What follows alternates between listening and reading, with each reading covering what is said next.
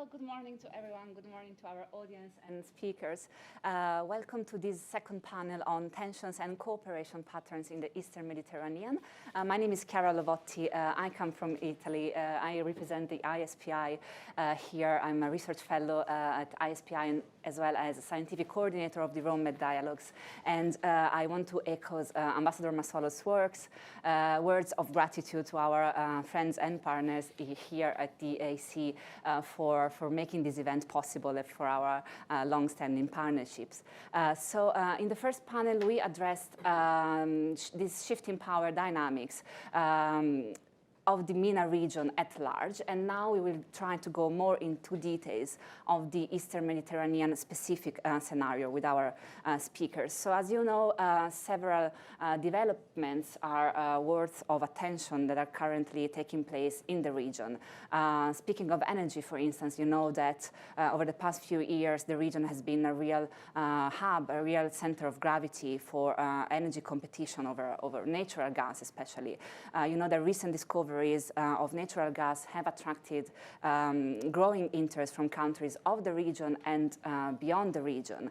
And these reserves, this natural gas, of course, has become more and more important, especially for European powers in the aftermath of Russia's invasion of Ukraine, as European countries began their search for non-Russian energy resources. But you know, competition also plays out on the geopolitical level. One should think, for instance, of the very famous ISPI gas forum that was created in 2020 by a group of European countries, Arab countries, plus Israel, and which excludes Turkey. And on the other side, for instance, the Turkish attempts to break this isolation, for instance, through the maritime agreement with Libya's government in Tripoli. I'm sure we'll touch upon this in the debate.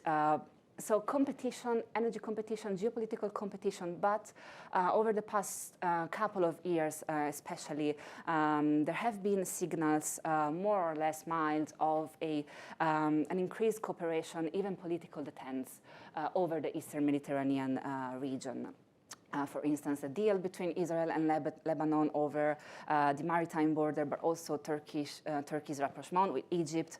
We will also touch upon these over the debate. So many questions, many developments unfolding, many questions on the table, and we will try to address many of them with our excellent speakers and panelists, which I'm happy to introduce, starting from my right, Dr. Soner Kajaptay, if I pronounce it correctly, who's the director of the Turkish Research Program for the Washington Institute for Near East Policy. Welcome and thank you for accepting our invitation. Dr. Dalia Ziada, who's the Executive Director of the Center for Middle East and Eastern Mediterranean Studies. Thank you, Dalia, for being here with us. And last but not least, Dr. Nathan Sachs, who's the Director of the Center for Middle East Policy and Senior Fellow at the Foreign Policy Program at Brookings. So thank you, all of you, for being here with us and helping us navigating these questions and the dynamics pertaining particularly to the Eastern Mediterranean region. Before starting with you, Soner, I should remind our audience that you can submit your questions through the askac.org function on your devices, and I will convey them to the speakers after our first round of questions. So, Soner, I would sure. Start with you. Turkey, of course, in the Eastern Mediterranean scenario is one of the main players, the key player for the geopolitical dynamics of the region. Can you please help us shed light on Turkey's role currently in the area? If you can touch upon Turkey's recalibrations of its policy for the region, what are Ankara's main driver of its Eastern Mediterranean diplomacy, if we can, at the moment? Thank you, Soner. Thank you, Chiara. I'm delighted to be here at the Med Dialogue hosted at the Atlantic Council. Great conversation. I've been learning a lot this morning. Yeah, so the question is on Turkey's recalibration. I think it's the right way to frame it. Erdogan is pivoting again. He's done a number of pivots in the last 2 decades since he took Turkey's helm prime minister and then as president. And the new pivot, I think, has a US angle that sort of links to East-Med dynamics, but the East-Med pivot is really the most fascinating one. Kind of to understand the pivot, I think we have to look at how Turkey's policies in the Arab uprisings, specifically its singular support to the Muslim Brotherhood in Egypt and Hamas in Gaza, left it isolated in the East-Med. Turkey's ties with Israel ruptured, its ties with Egypt ruptured. And so its old adversaries, Greece and Cyprus, started to link with its new adversaries, Egypt and Cyprus, Egypt and Israel, sorry. And these four countries were building new fora and alliances every month, every year, always excluding Turkey. So I think Ankara started to see itself as being isolated in the East-Med by a Greek, Cypriot, Israeli, Egyptian axis. And Turkey's response to this was to interfere in Libya's civil war, driven by the perception that if Libya was under a Turkey-friendly government from Tripoli, the internationally recognized government, then it could be Turkey's maritime neighbor in the East Mediterranean. And if Turkey and Libya are maritime neighbors, that means Turkey can break this axis running from Athens across the Mediterranean to Israel. That policy worked. I think a lot of people were dismissive of Turkey's intervention in Libya. Tripoli not only did not fall to the force of General Haftar, who at one time was backed by the Emiratis, Egyptians, as well as politically Greece and even France, but also I think Turkey's efforts kind of stabilized the Tripoli government. And here I think Turkey and Italy had overlapping interests, of course. But broadly speaking, I would say not only did the Tripoli government not fall, but also it signed an exclusive economic zone agreement with Turkey, which makes Libya and Turkey neighbors.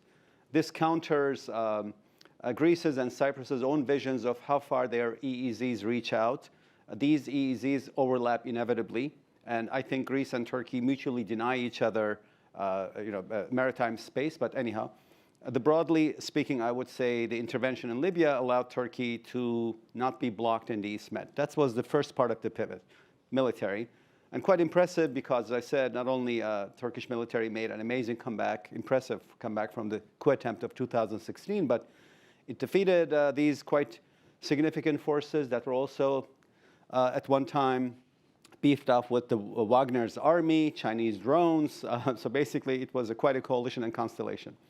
That was the military part. Now comes the political part, where Turkey realized that it has to break this four-country axis.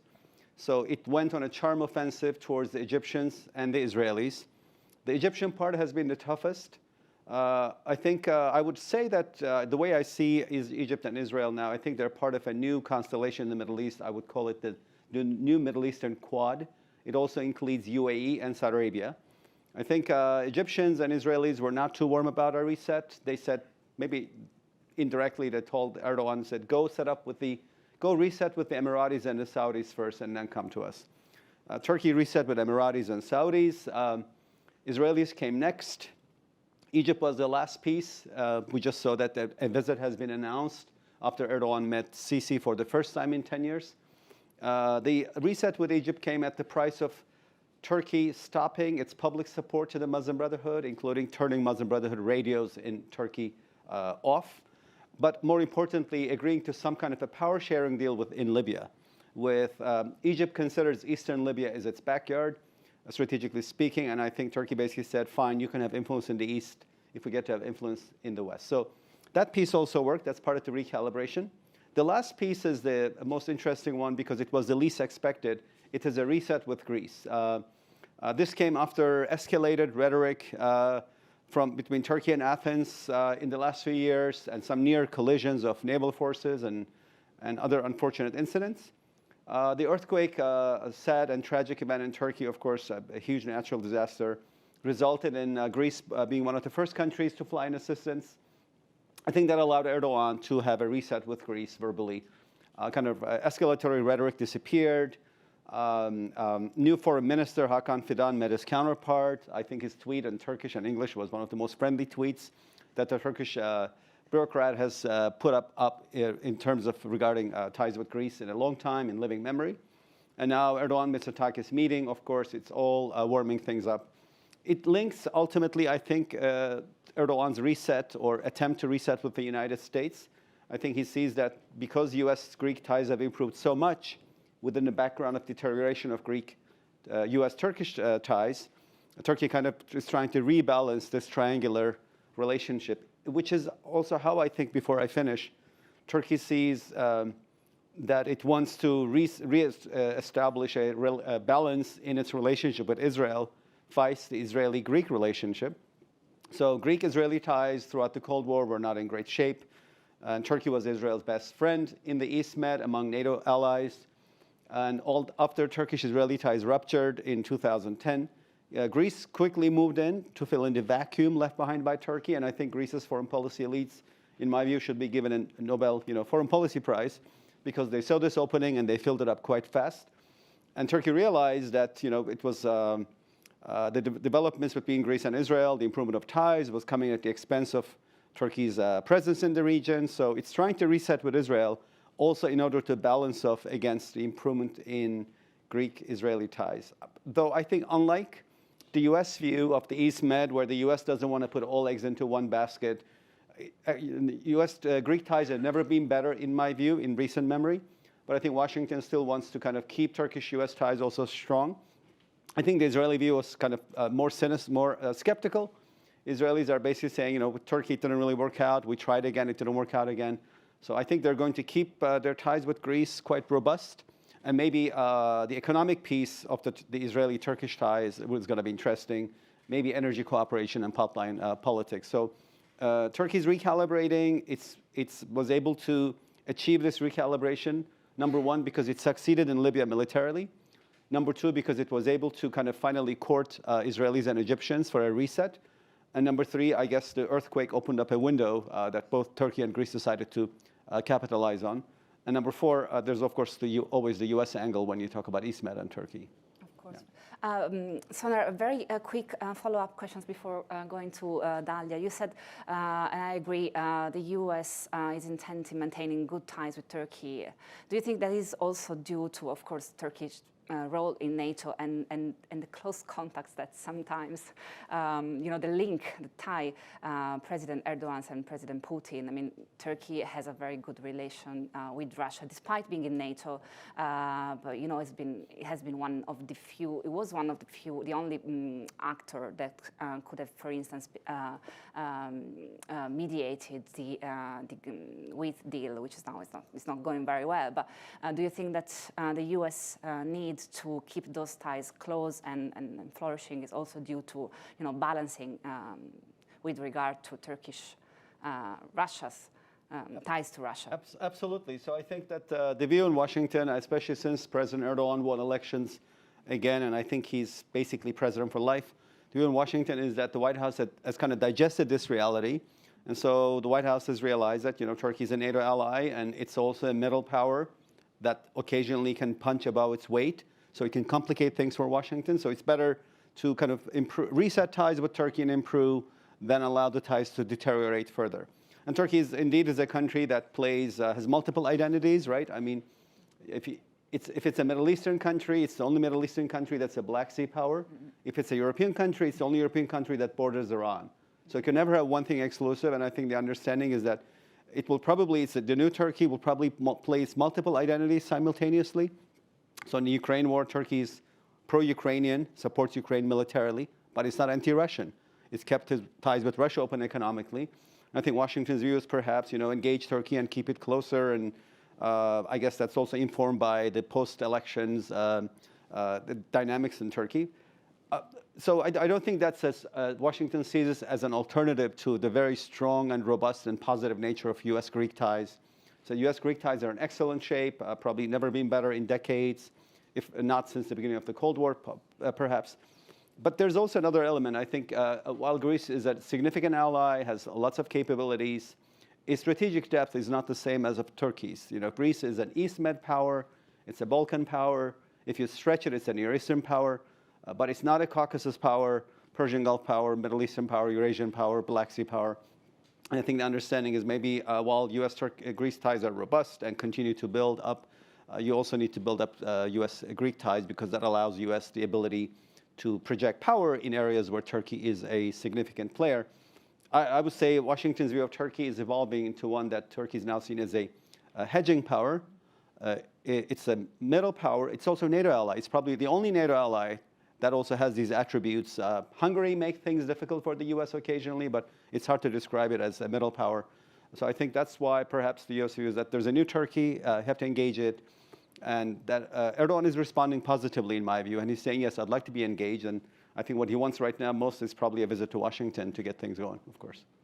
Thank you. Thank you very much, Soner. I move to Dalia, and let's talk about Egypt. Egypt is clearly another key player of the region. Dalia, can you help us shed light on what are Cairo's priorities in the region at the moment? How do you assess the country's attempts, for instance, to foster its projection in the region over the past few years?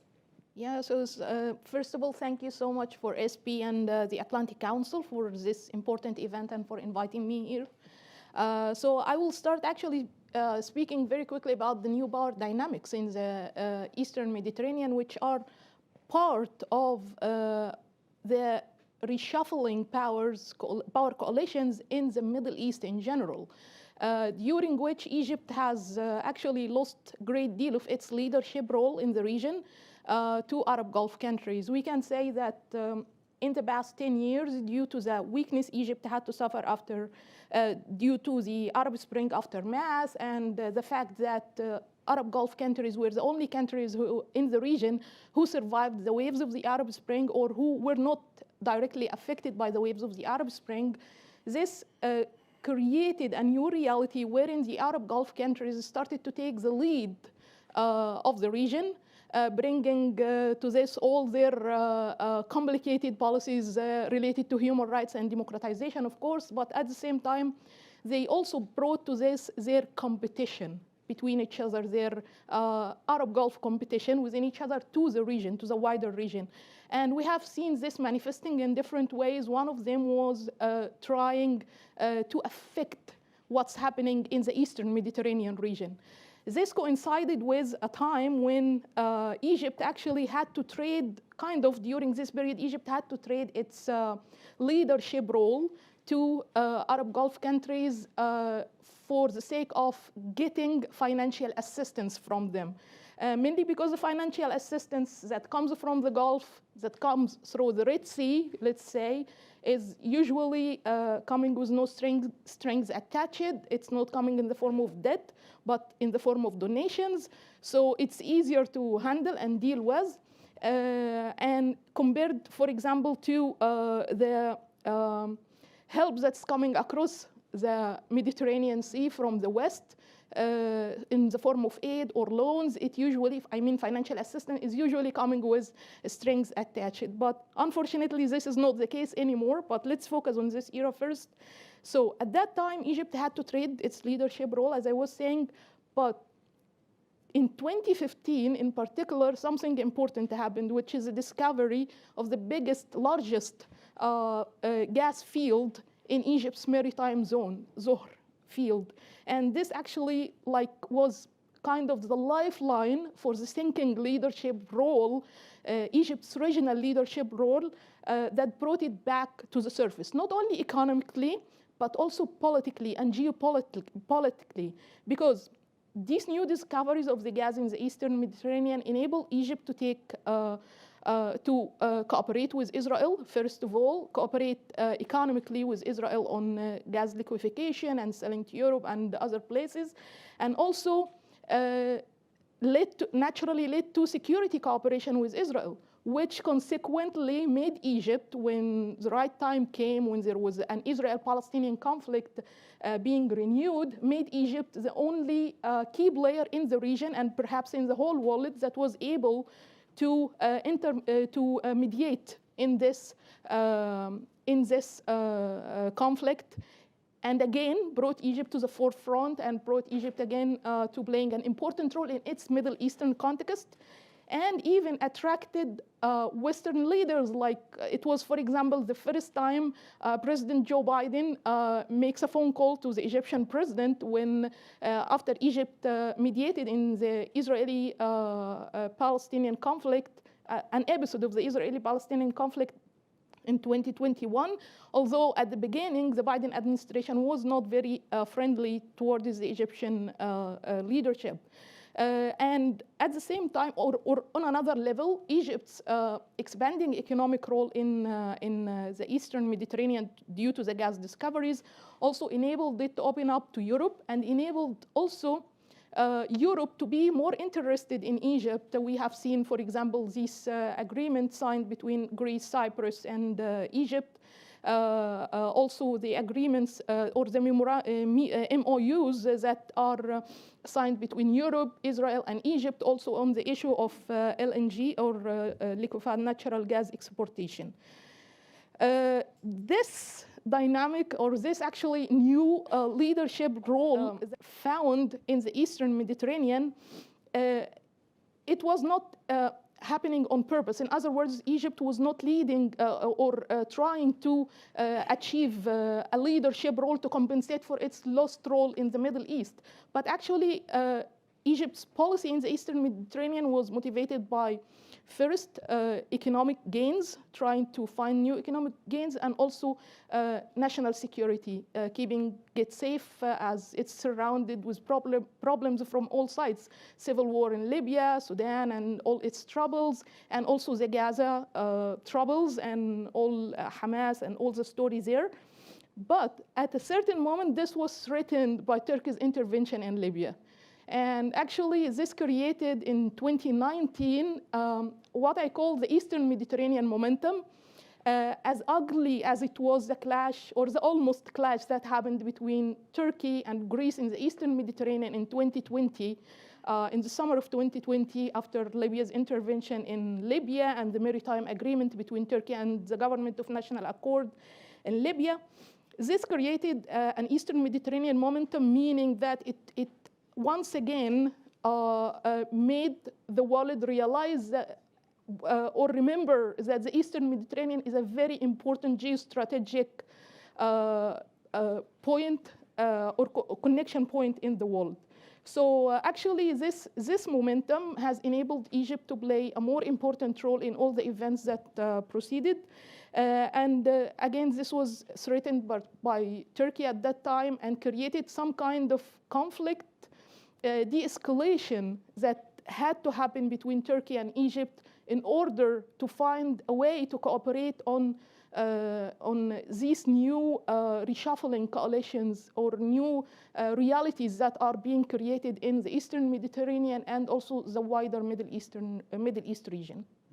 Thank you very much, Dalia. Thank you. So now I go to Nathan Sachs. So Dalia was, of course, was suggesting somehow that energy can provoke competition, of course, but it can also be a tool for cooperation. And how does Israel fit into what we have been discussing so far this morning?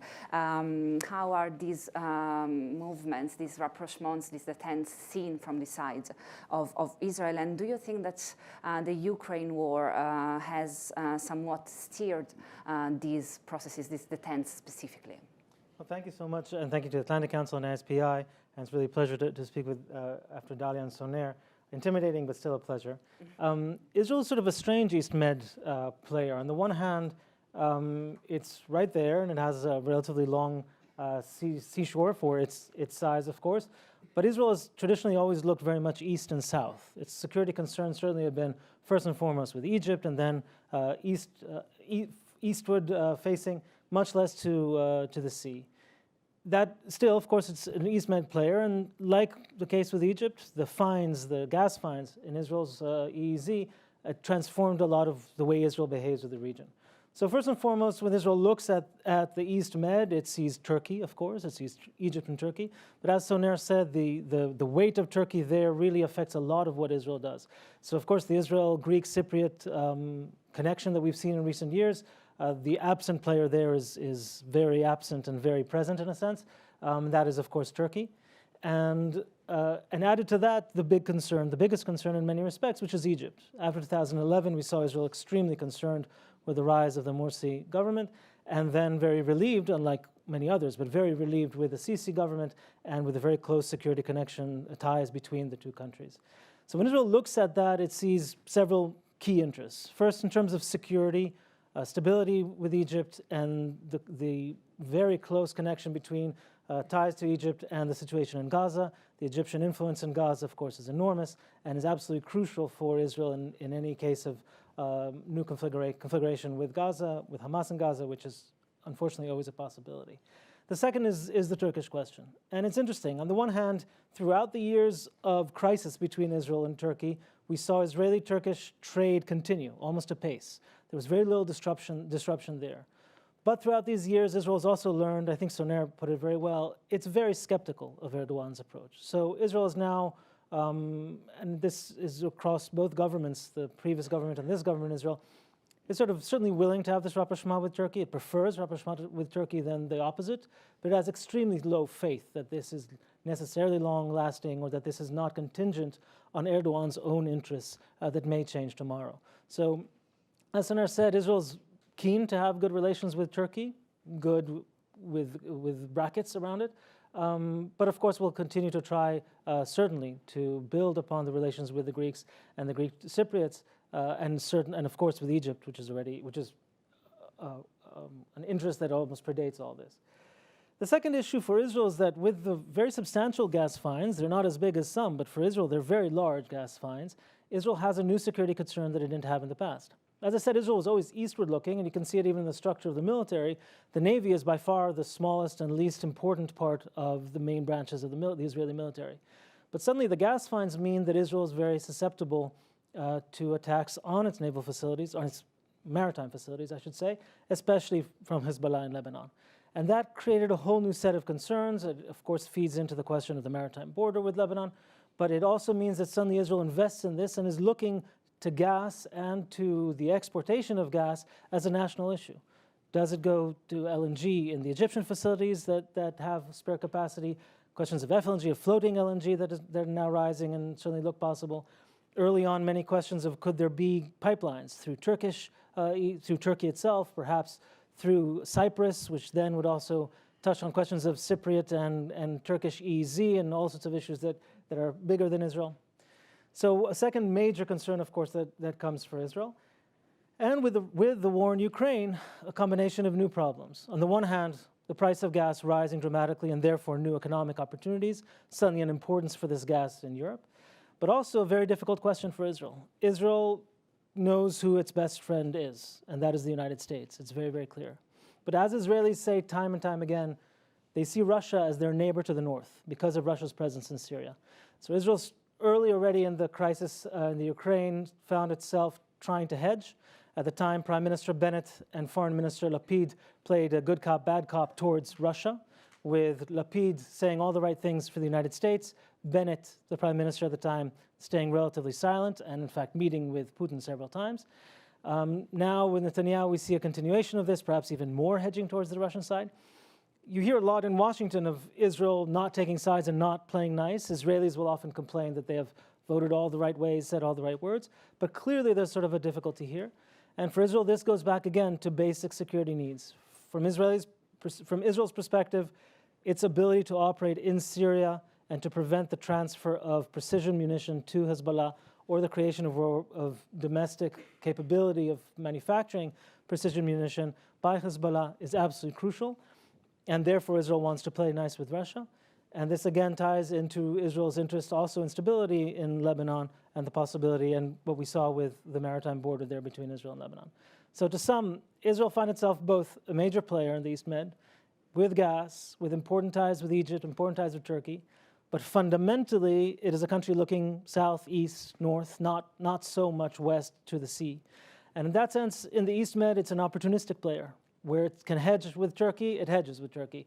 Where it can further its interest with Egypt, it certainly wants to do that before anything, perhaps. But it's not one that is now going to try to orchestrate anything in Libya or to look beyond it. And even with Cyprus and Greece and Turkey, Israel does not have any delusions that it will orchestrate something between them or shift the balance in power there. In the East Med, Israel's now very active, but yet opportunistic. This remains a second-order region for Israel despite its importance. Can I ask, Nathan, for a very quick follow-up questions on the recent Israeli-Libyan talks? What is your opinion on that? Do they fit into this? attitude of Israel that you just described? Well, there's sort of two sides to this. On the one hand, the existence of the talks fits in well to Israel's attempt at rapprochement with any Arab country and any Muslim country it can find. Israel sort of, the current Israeli government's interest on this is to further all these relations, and especially so long as they can punt or set aside the Palestinian question. So any rapprochement it can have without, in its view, paying a price on the Palestinian issue, it is happy to do. And so there's no, from the Israeli perspective, there's no compromise in speaking to Libya or anyone else. They're happy to do it so long as they don't have to grant any rights to the Palestinians. The second aspect of that, however, so from the Israeli perspective, it's less news. I think it's more news on the Libyan side. The second aspect of that was the leak of the actual event by the outgoing foreign minister, Eli Cohen, which in Israel was seen correctly as a fiasco, one that, of course, put the foreign minister, now the former foreign minister, in personal jeopardy and, in fact, now in exile. And that was seen in Israel as it should, as a fiasco, but also as something that may, to a certain degree, hurt Israel's attempts at broader rapprochement. Of course, all this is under the big umbrella that the big goal for Israel right now is not Libya, it's not Indonesia, it's not anyone else. It's the crown jewel, which would be Saudi Arabia, with the hope, the Israeli hope that after Saudi Arabia, many other parts, certainly Indonesia or others, might follow. Thank you, Nathan, for your answer. In the meantime, we opened to Q&A from our audience, and I got a question for you, Dalia, I suppose, since it speaks of Egypt. How does Egypt demonstrate to its citizens visible benefits from and sharing of the profits from the East Med gas sale? For instance, maintenance of their own electricity via simply selling gas to outside countries? Oh, that's an interesting question, and coming at a time when are experiencing electricity cuts almost every day. Not almost, every day, actually. There are electricity cuts, and they are being justified by not there is enough fuel for the electricity producing station, despite what was seen earlier about that we have an extra electricity production and now it's being exported to other regional countries. And Egypt actually have sometimes used this extra electricity production to bargain deals with regional countries, either in Africa or in the Eastern Mediterranean or across even the Middle East and the Levant region. But unfortunately, this was a huge disappointment to many citizens recently to see that most of what's being said is not true. What's happening now is that actually Egypt is suffering a severe economic problem. I don't think we have not seen before, not in my generation, not in my parents' or even grandparents' generation, have seen what we are going through right now economically in Egypt.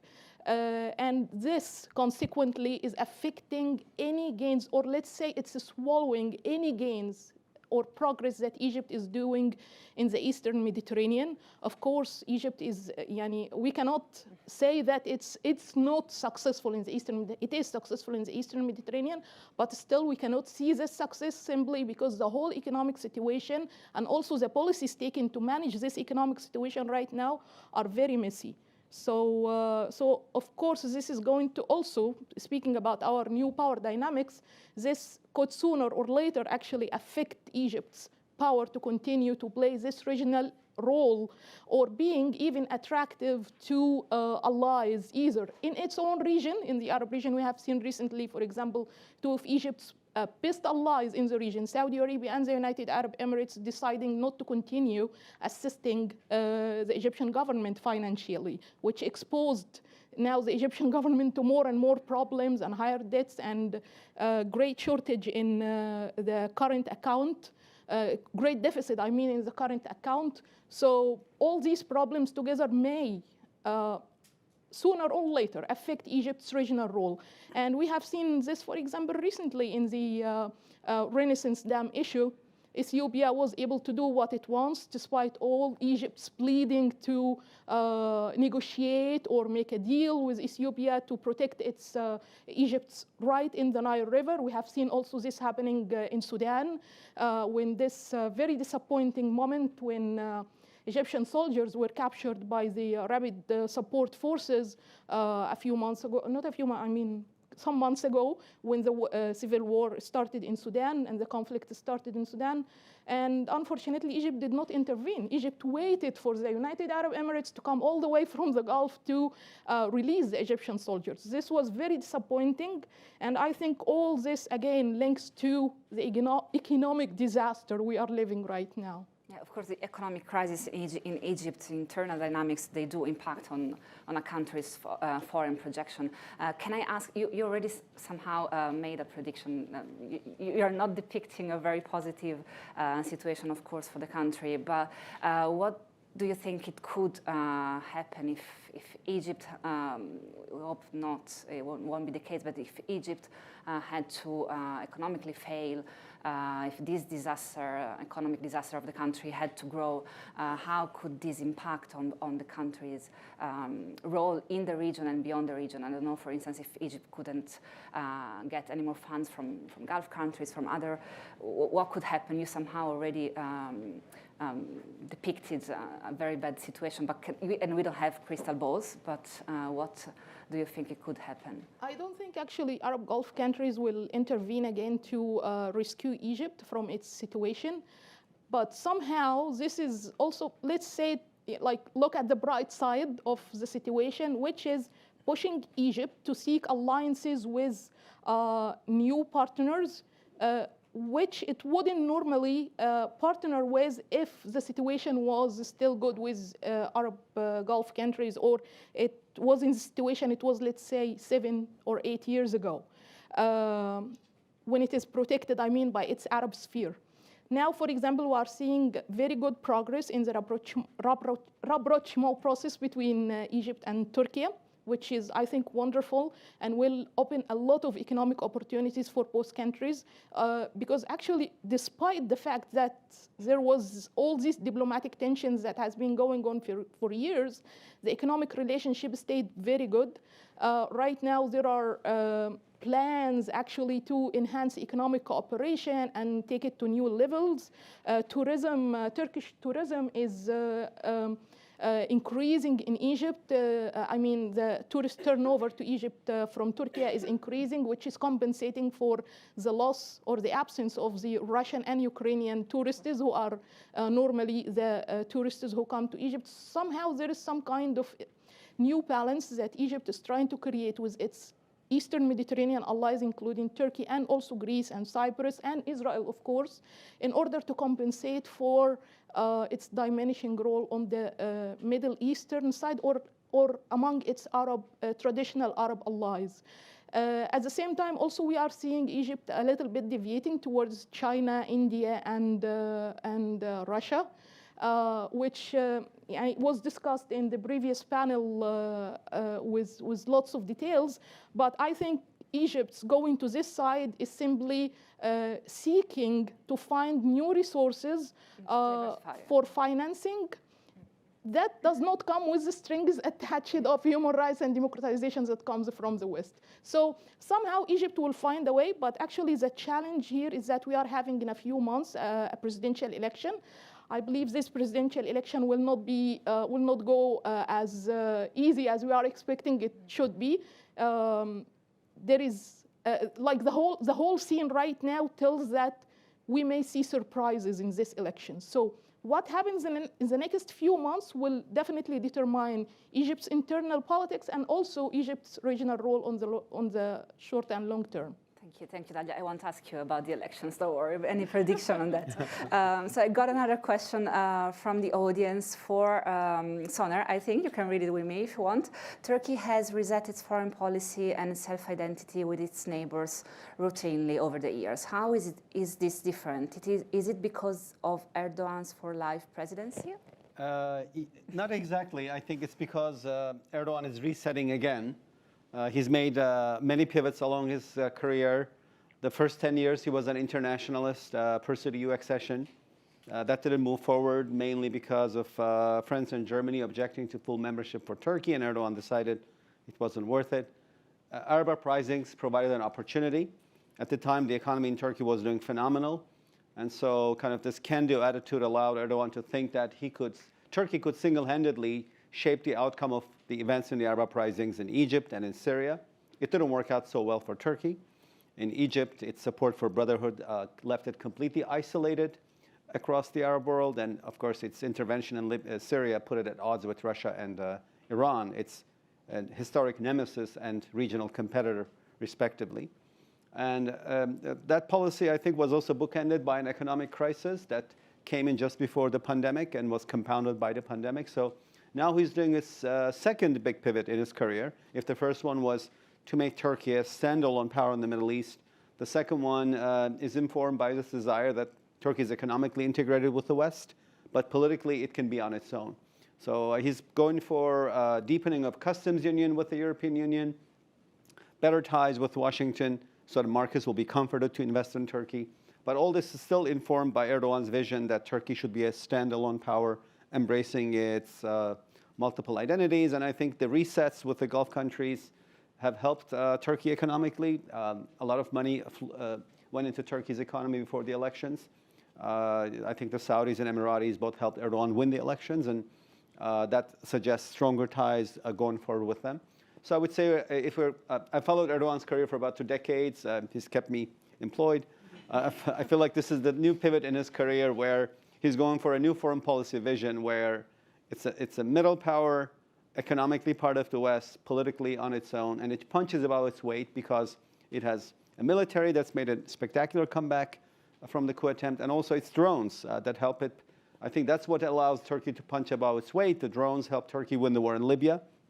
Significant victory, given that at one point General Haftar's army was backed by the Egyptian and UAE militaries, politically supported by Greece and France, and had Wagner's army and Chinese drones, and Turkey was able to push back against all those. So I think Erdogan's felt slightly vindicated on the political side, and he's saying, yeah, sometimes I'm isolated, but I can make up for missing political power with hard power. Maybe that's kind of the definition of the new Turkey. Thank you very much, Soner. I think we have time for a very last question for Nathan, turning to Israel-Saudi normalization specifically. So what does this mean for President Biden specifically? We know what Israel has to gain from this process. We know what the Saudis have to gain from this process. But for President Biden, who has tense relations with both MBS and Netanyahu, what is his main interest in seeing this deal come to fruition? You have about 1.5 minutes. Oh, it's easy. Very easy. I'll say first, it's a good question that's been asked more than once in Washington in the past few months. So I think the answer is partial. I think the answer is that it's mixed. There are a few different things. One is an interest in simply a major, and this would be a major international achievement. And of course, domestic politics in the United States are not lost on anyone. So an attempt to enter an election year with what really genuinely would be a major success in the region. Secondly, it fits very well with an American vision of the Middle East, where the United States has not abandoned the Middle East by any means, but it has shifted away from the past 20 years and moved to a position where it wants to work kind of by, with, and through its partners in the region. And these partners would be first and foremost Israel and these exact Arab countries. And so if they can get along well, if can create a bloc there, it makes it easier for the United States to partly step aside and work with these countries in projecting its power, but not necessarily with as many Americans on the line. And the third, I'd say there are important, very important people in the administration for whom this is not so much about the Middle East as it is about great power competition. It's about the question of, would Saudi Arabia do some of these things with China, especially the civilian nuclear side, and can one cement Saudi Arabia together with Israel in a group that doesn't oppose China but isn't more in the American camp. So that kind of thinking exists as well. We just saw in the G20 the announcement of the India, Middle East, Europe corridor that includes Saudi Arabia and names Israel very explicitly. There is that vision as well. So it's an answer that has 3 parts, which usually means it's not a very concrete answer. I think that's how it's viewed. There are different people in Washington with different views that for some have pointed to what's now been a very energetic attempt to pursue this, not without many detractors, not without many people who ask this question with a strong sense of skepticism. Thank you very much, Nathan, for your answer. There was another question for Dalia, but I think you already answer to that, because it's about Egypt's socioeconomic challenges and how they will impact. So that has been covered. So I've done my job.